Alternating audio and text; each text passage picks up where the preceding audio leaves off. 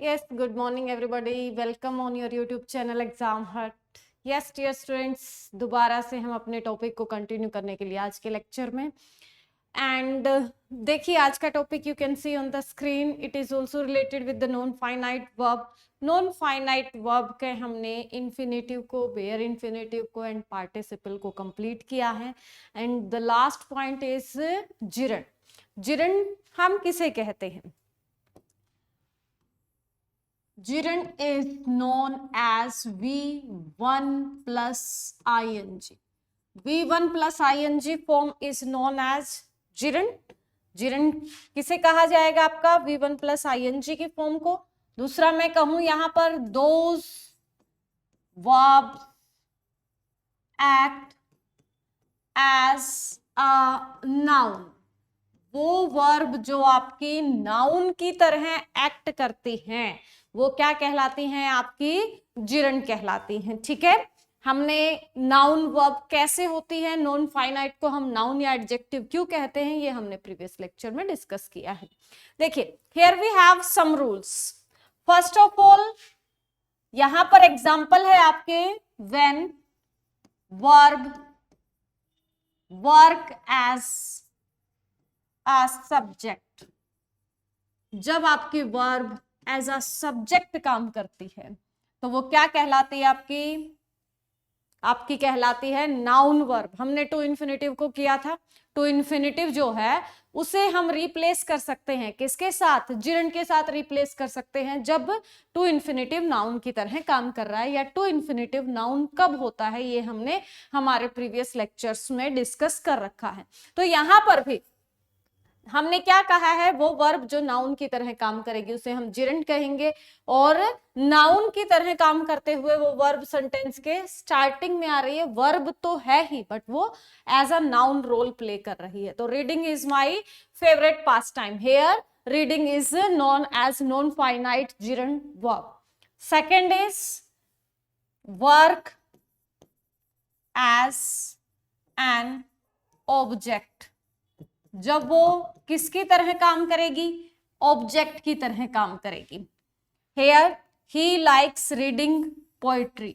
यहां पर ये क्या बनकर आया है? ऑब्जेक्ट बनकर आया है. लेकिन रोल प्ले किसका कर रहा है? नाउन का ही कर रहा है. तो यहां पर ही लाइक्स रीडिंग, अगर मैं पोएट्री हटा भी दूं तो भी सेंटेंस जो है वो क्या है आपका? कंप्लीट है कि उसे पोएट्री रीडिंग करना पसंद है. तो यहां पर रीडिंग जो है वो क्या हो जाएगा आपका? क्या हो जाएगा? जिरंड हो जाएगा. तो फर्स्ट पॉइंट जो हमने सीखा वो क्या है? Gerund means V1 plus ing and those verbs act as a noun is known as which one? Those known as gerund and as a subject and as an object वो आपका role play करती. Clear? Second देखिए, object of preposition. जब वो किसी preposition का object बनकर आती है, मतलब आपको फिलअप में कोई वर्ब यूज करनी है, प्रेपोजिशन है और प्रेपोजिशन के बाद आपको वर्ब का फिलअप आया, तो वर्ब के फिलअप में ऑफ क्या है? आपकी प्रेपोजिशन है. प्रेपोजिशन के बाद अगर हमें कोई वर्ब फिल करनी है तो वो हमारी कौन सी वर्ब फिल की जाएगी? जिरंड वर्ब फिल की जाएगी. क्लियर? सेकंड क्या है? आफ्टर द के बाद अगर आपको यूज करना है तो हम क्या यूज करेंगे? जिरंड को यूज करेंगे. The running of business, the barking of dogs. तो द के बाद भी हमने क्या यूज किया? हमने जिरंड को यूज किया, मतलब V1 plus ing को यूज किया. मीन्स एक नाउन वर्ब को यूज किया. फर्स्ट, जब आपकी वर्ब नाउन की तरह काम करती है उसे हम जिरंड कहते हैं. जिरंड मीन्स क्या है आपका? V1 plus ing. जब आप उसे एज अ सब्जेक्ट यूज करते हैं तो वो कहलाती है जब आप उसे एज एन ऑब्जेक्ट यूज करते हैं तो वो जिरेंट वर्ब कहलाती है। जब आप उसे किसी प्रेपोजिशन के बाद एज एन ऑब्जेक्ट यूज करते हैं तो वो जिरेंट कहलाता है। एंड द के बाद अगर आपको किसी नाउन वर्ब को यूज करना है तो वो भी आपके जिरेंट वर्ब कहलाएगी। नेक्स्ट देखिए, if we have the words with a view to,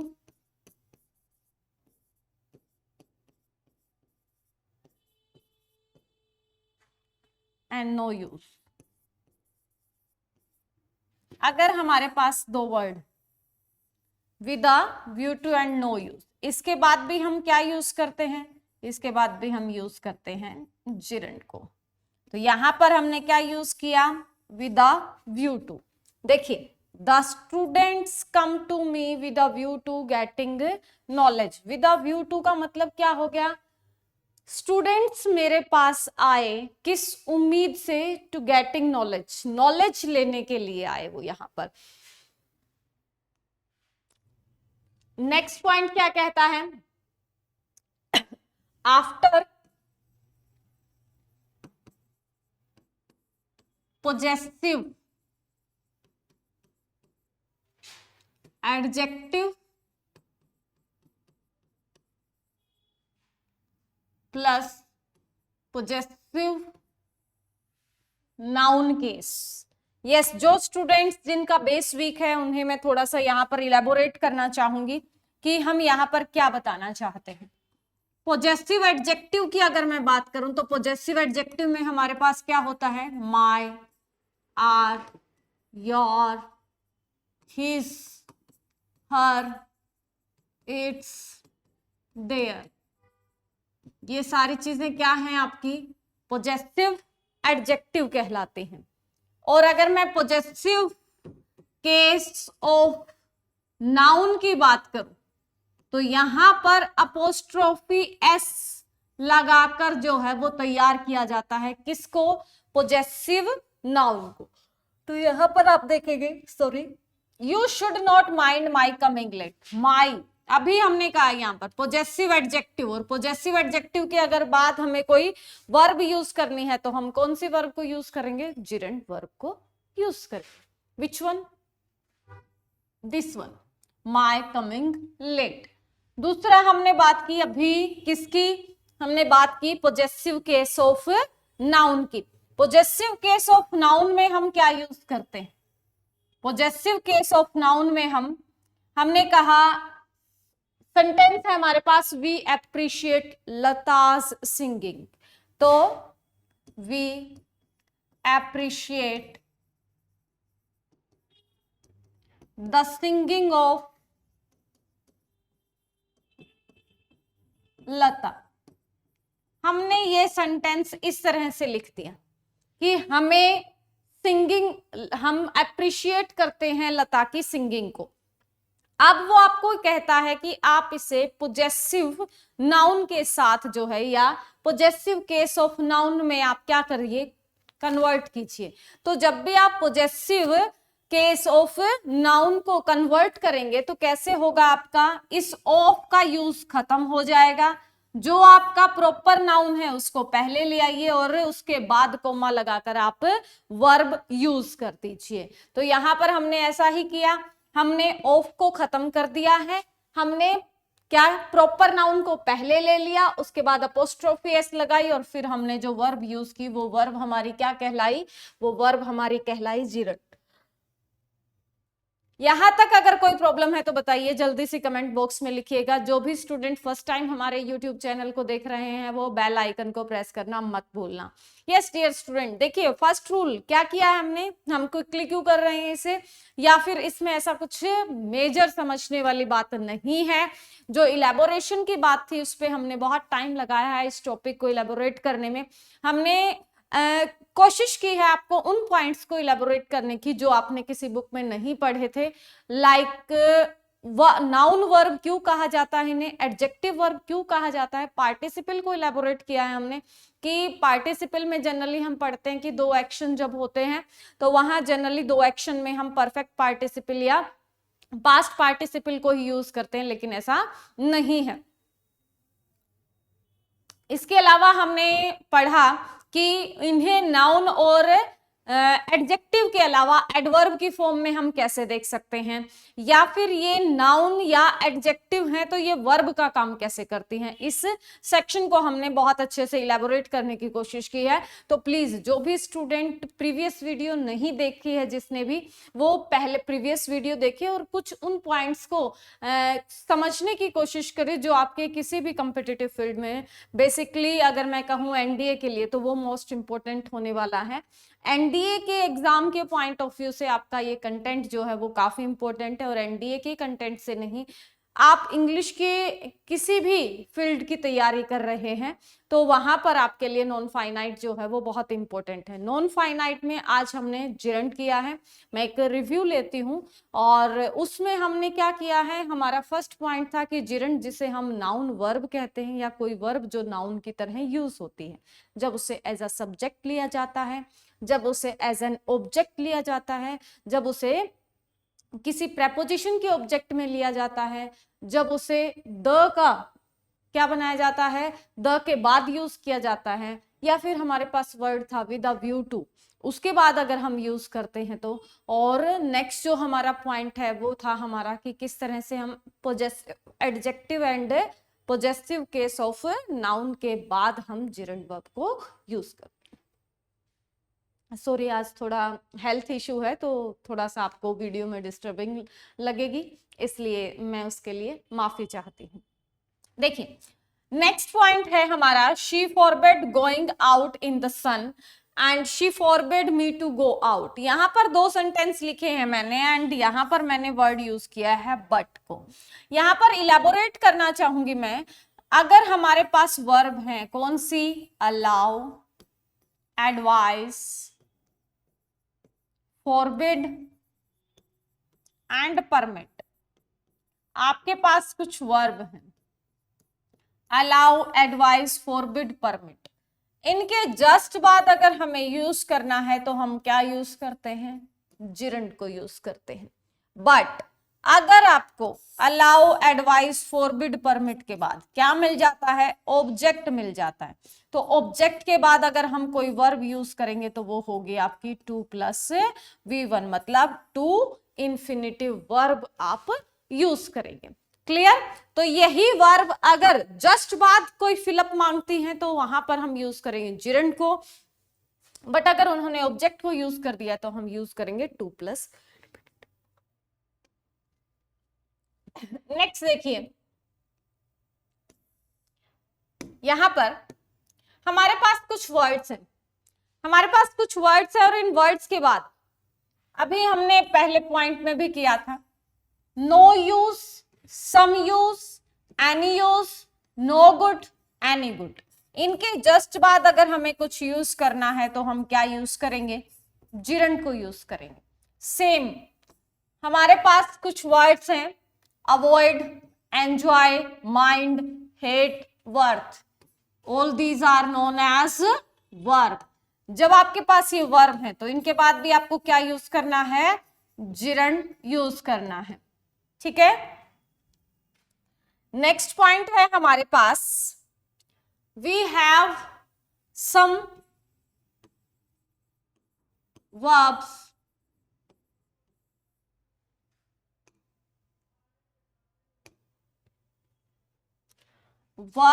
plus preposition.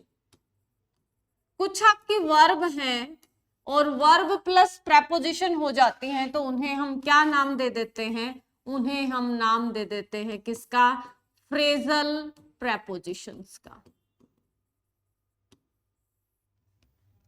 Clear?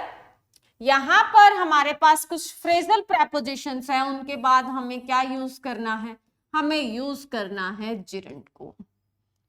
देखिए, एब्स्टेन एंड रिफ्रेन मीन्स बचना किसी चीज से, रोकना किसी चीज को, फ्रॉम, एम टारगेट, निशाना, आपका टारगेट क्या है, to achieve success, to yes get the post of, या हम कहें कि हमें तो डायरेक्ट जो है वो क्या, लेफ्टिनेंट की पोस्ट पर जाना है, तो NDA students aim at, excel मतलब आप एक्सीलेंट किसमें है, इन एक्सक्यूज, आप किसी चीज के लिए क्या दे रहे हैं, एक्सक्यूज दे रहे हैं।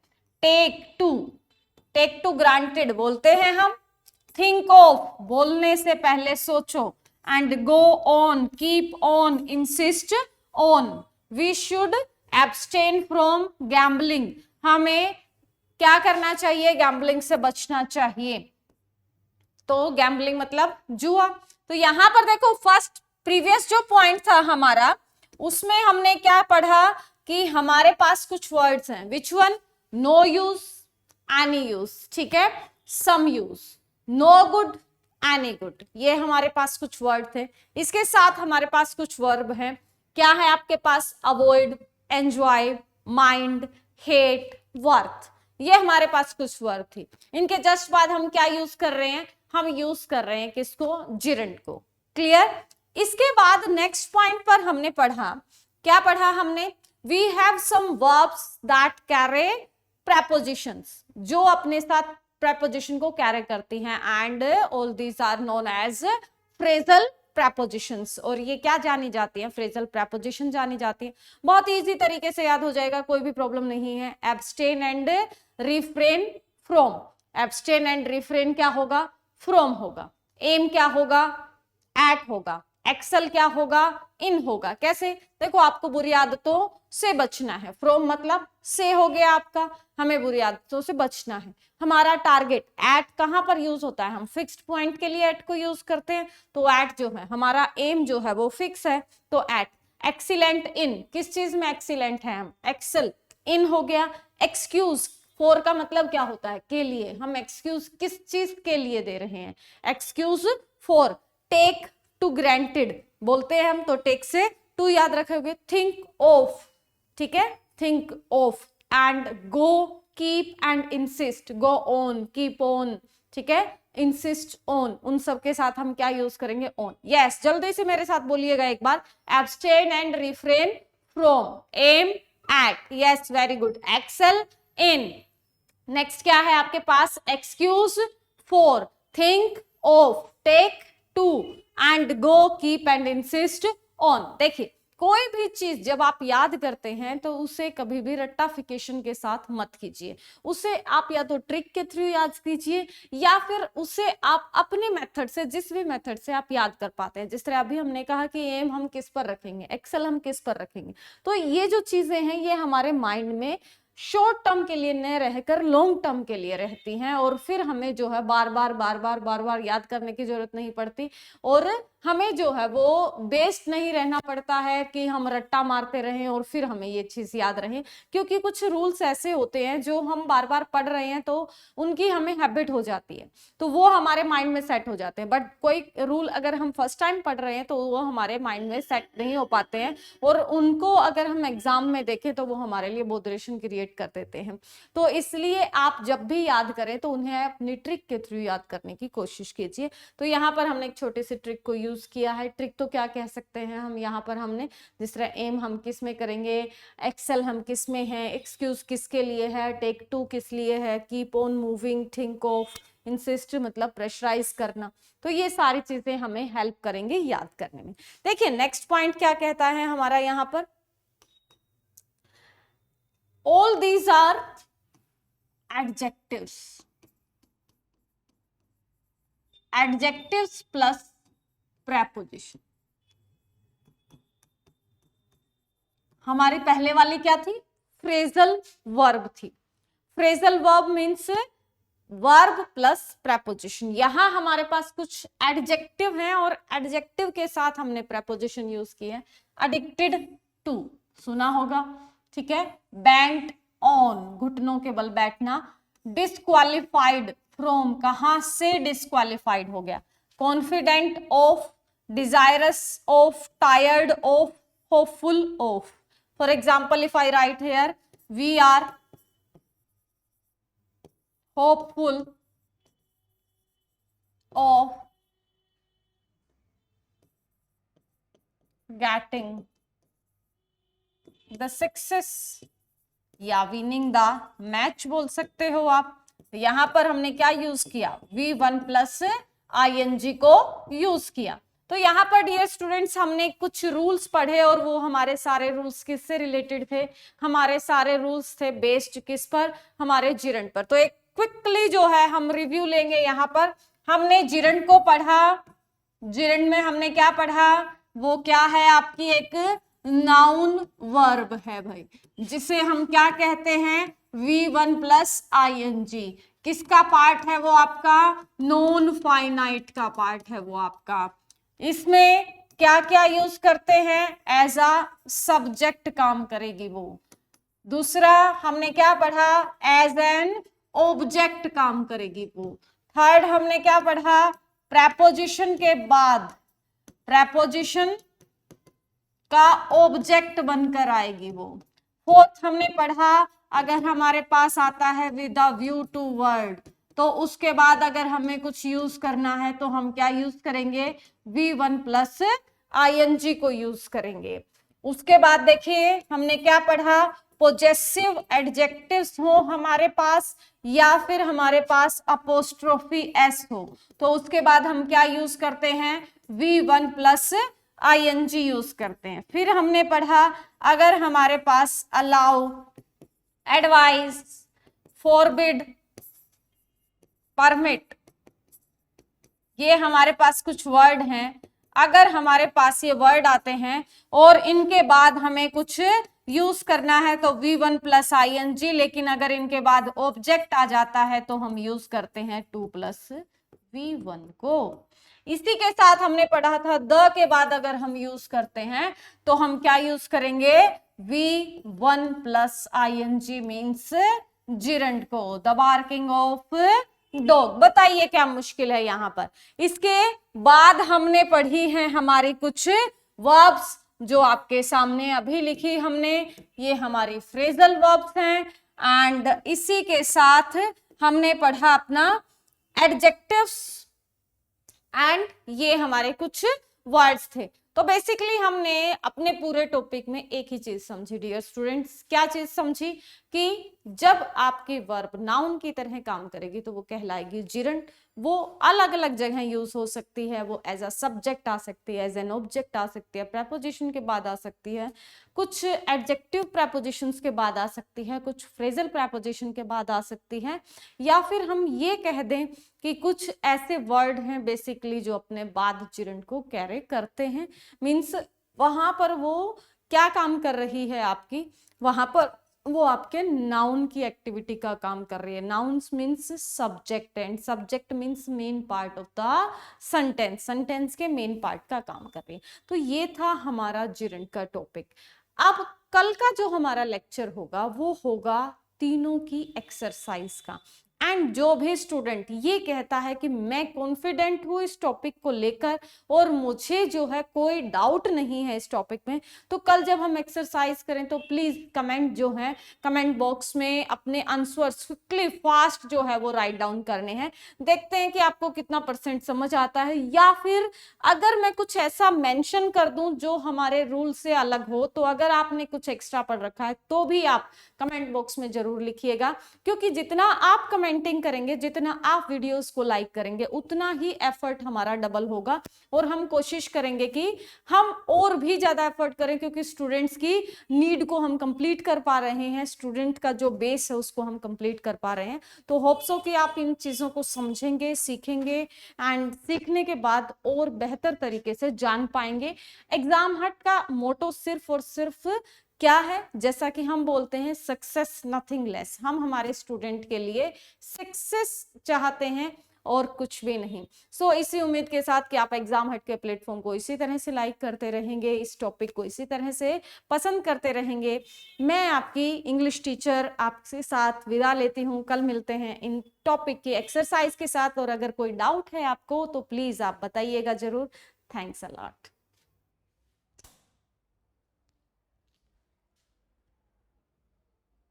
हेलो।